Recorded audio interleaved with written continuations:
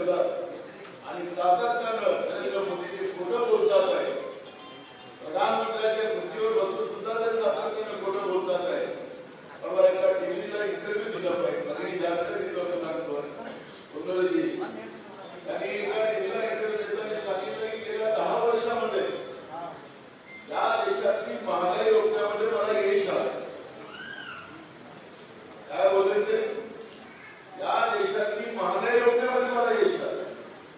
खरं बोललं की खोटं बोललं?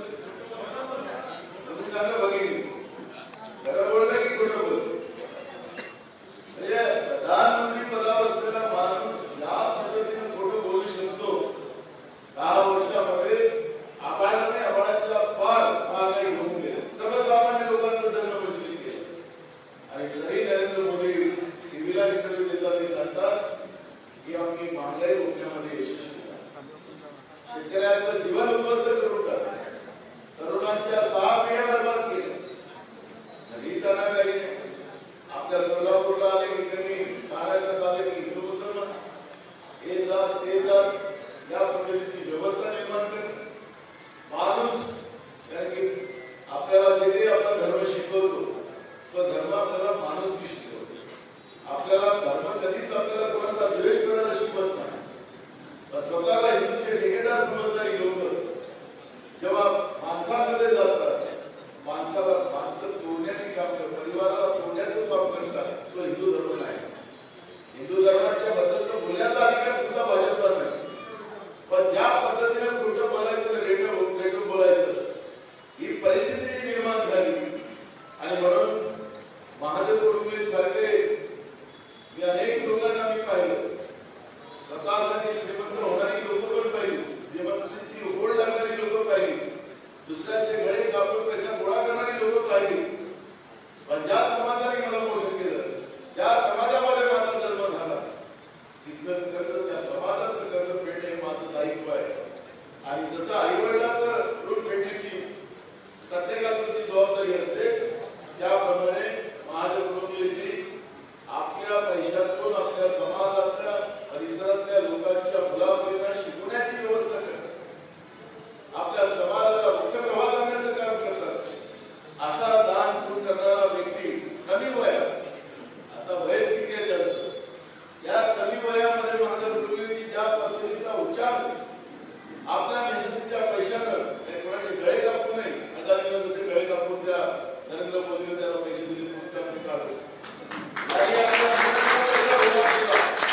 आणि पैसा उभा करून आपल्या समाजाला माझं देणं लागतं, माझ्या परिसरातल्या लोकांना देणं लागतं. माझ्या समाजातले जे तरुण लोक आहेत त्या तरुण पोरांना सुद्धा उद्योजक बनवण्याचं स्वप्न बघणारा आणि कृतीमध्ये उतरणारा आज एक कार्यकर्ता काँग्रेसमध्ये सामील झाला, त्याचा सगळ्यात जास्त मनापासून आनंद.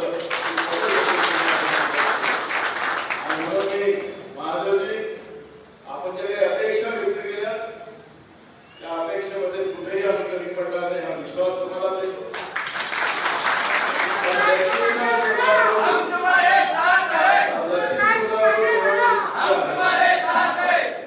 दक्षिण विधानसभा जी आपली सोलापूरची आहे, त्याची जबाबदारी आम्ही तुमच्यावर देतो आहे.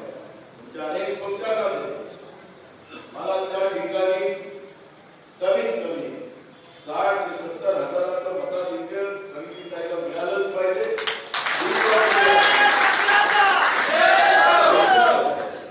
आपण ज्या पद्धतीनं माणूस म्हणून समाजाची सेवा इतके वर्ष केली, तुमच्या हाकेला लोक साथ देतील. तुमच्या लहान बहिणीला प्रणिती शिंदेला तुमच्या हाकेला हो देऊन तिला आशीर्वाद देतील. आणि येत्या 7 तारखेला पंजाब चिन्हाला मतदान करून प्रणिती शिंदेला सगळ्यात जास्त मताधिक्य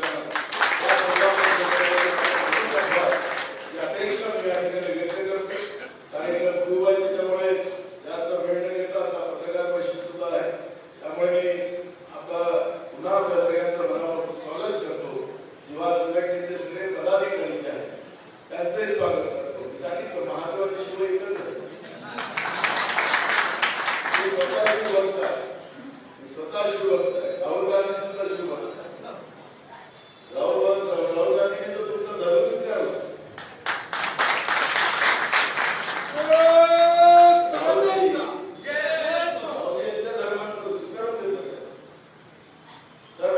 सांगितलं, मी स्वतः महादेव